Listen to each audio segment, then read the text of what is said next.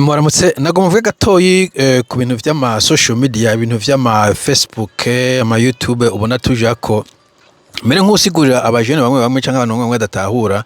motivation, ibintu bituma abantu baza kuri izi mbuga ni vyinshi cyane. Buri muntu afise impamvu,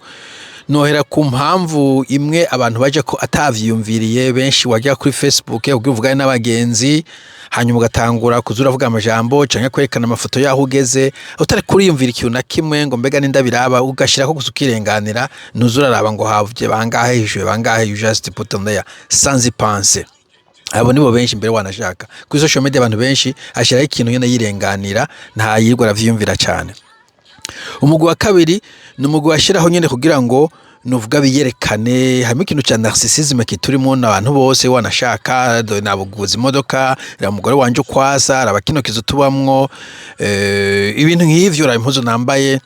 Abo bariho kandi si bake, na amafaranga akeneye, nta kiriko na kimwe akene gusa ko aba populaire for the sake of that, atakintu na kimwe ariko arabironderamo, atanyungu nimwe ariko kugira gusa arabe ko abantu bariko barapreciate feeding narcissisme yacu twese dufise mu bisanzwe. Icya gatatu bitanguye kuba serieux, hari abantu baba ko baragira advertisement, bari kubatangaza ibintu bidandazwa za Coca-Cola, uzisanga ko za Braludi, ibintu byose ama business yose bari kuri internet. Mugabo hari n'abantu baba privé baba bari kuri internet, kubona nyine afite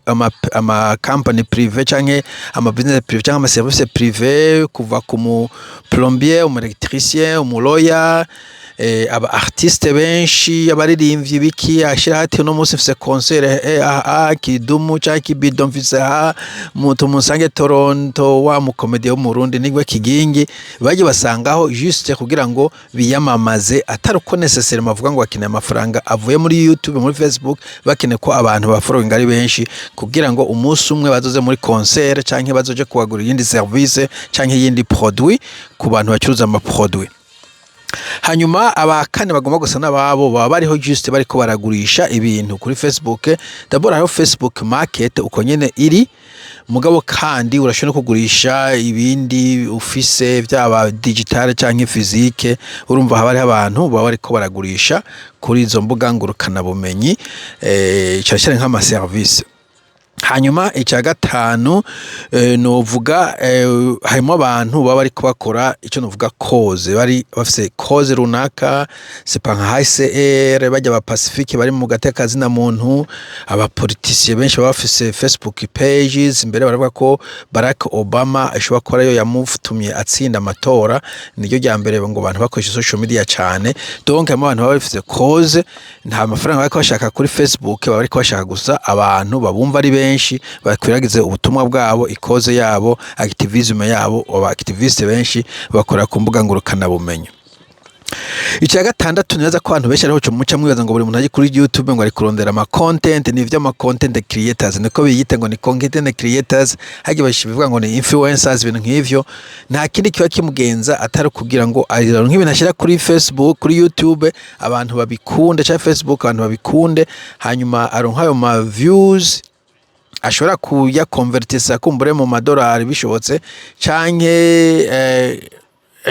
ikumbure yazo anjura azo za advertising, ari abantu bacwa kubicishamo kugira urabona uri kura nko mukubito avuga ijya company ikora transport y'ibindi canke igurisha imodoka sinza hano Superbat, nanye namara mva ariko baravuga kumbuga ngurukana bumenyi. Bajya abantu niyo business yabo principale niyo gukreya ama content. Abo nibo bantu baba bahaze, baba bakeneye ama views n'ama followers. Na usubiye inyuma gato, bose bakeneye ama views, bakeneye followers. Kubera iki? Na wa wundi kiretse wa mbere gusa avuga ati jeshiraho nkirengane, abantu ntaco bibaraba ko je kuri page personnelle ya Facebook, sinzi n'abagenzi ifise I don't care, ntaco ndayikoresha. Rimwe naco gukora umugenzi cyangwa uwundi muganje ndase post nca kurango hagi ko abantu bangaye. Mugabo abo bandi basigaye yaba wakeneye vanity juste ugerekane, abaryoherwa ari abantu benshi baje vuga usa neza, dore umugore, mbega imodoka. Abo bantu bakeneye ama views nubwo ataco bayakoresha. Nico gituma tuzita vanity metrics, ni giharo ukibona gusa mugata valeur gifise na valeur ajoute gifise. Umuntu afise ama views 10 n'ufise ama views 40 nico kimwe. Umuntu afise followers 1000 n'afise followers 2000 nico kimwe muri iyo groupe yabo baba narcissist. Nico kimwe, nta kintu na kimungu kusivyo gusa we kumva ko ukomeye ifise abantu bagukurikirana. urumva abasigaye rero bari muri business ukora advertisement usharing ibintu ufise cause defending of course akeneye ko atanga igitangazo ati ni murabe iri barajyaguye mu Kamenge abakeneye ko abantu benshi babibona kuko niwo mugambi we no ko abantu benshi babibona umva ama views afise akamaro avuze ati jewe ndi mu mugambwe inkinzo PDR abantu bakajoininga arabona ati ndafise abantu abanywanya en principe n'abanywanya umva ntivyoreka kumuryohera ko haje ama views haje ama followers benshi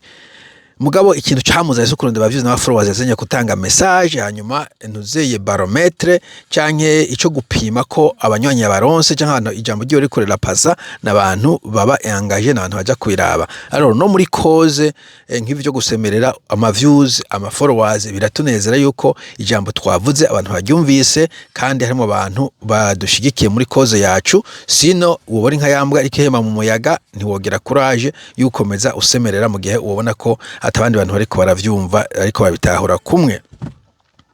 Bo nivyo rero nashaka kuvuga sino aba content aba donc mwebwe kenshi kenshi mucamuza ko tura content creator utabonye amavyo ntiworaruriye ibi nta mafaranga birimo mu byukuri uri nko hanze n'amafaranga birimo mbwesha nashaka kuvuga nico bo nivyo amafaranga encore nkiri kuri ivyo vy'amafaranga Pacifique afise abantu bamukwikena benshi Facebook bivuze tereka tugwa amafaranga ko saba gukurikirana yo yanka nta muntu umwe kwisi yo kwa amafaranga bayamuhaye wa undi ariko n'importe kwamba bose navuze uciyushira ko amafaranga ntiboyanka ninde kwa amafaranga bayaguhaye n'abatunzi bakomeye cyane abo baziranotse abonye ijana ry'amadolari yo ritora mu barabara niyo sigaho so uri kuravuga koze yawe isanzwe hanyuma Facebook atereka ndakurihe uwo yanka kuyakira ko normal hari ya Facebook na YouTube ntabo sabanywanyi saba viewers bariya uchize kintu kuri YouTube Facebook indeze zikana guhe amadolari 5 uvuga ngo yasubiza inyuma nasinzi ukumbure umutunzi uruhebwa mgo nibisanzwe ko Facebook monetization zabo ni ibintu bidasaba umunywanyi cyangwa umugukwikina ko ari ikintu kimatanga ikibi nuko novuga ngo reka abanyagihugu bampa amafaranga badafise mugabo Facebook ni miliyoni $, nigeze kumva ko Chimamanda atari ku monetiza YouTube yiwe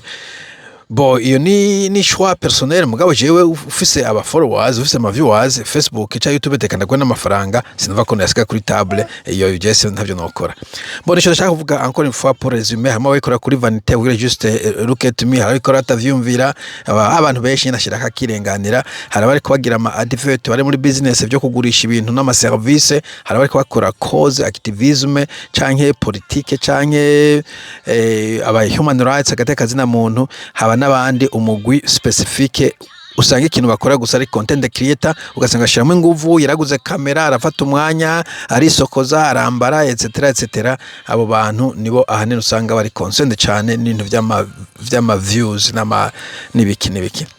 medantureka bose nta numwe yagize ikosa umwese yahisemo ugakoresha urubuga ugakoresha ikintu vyose ni legitime nta numwe ndiko ndagaya sawa mugira umunsi mwiza bye bye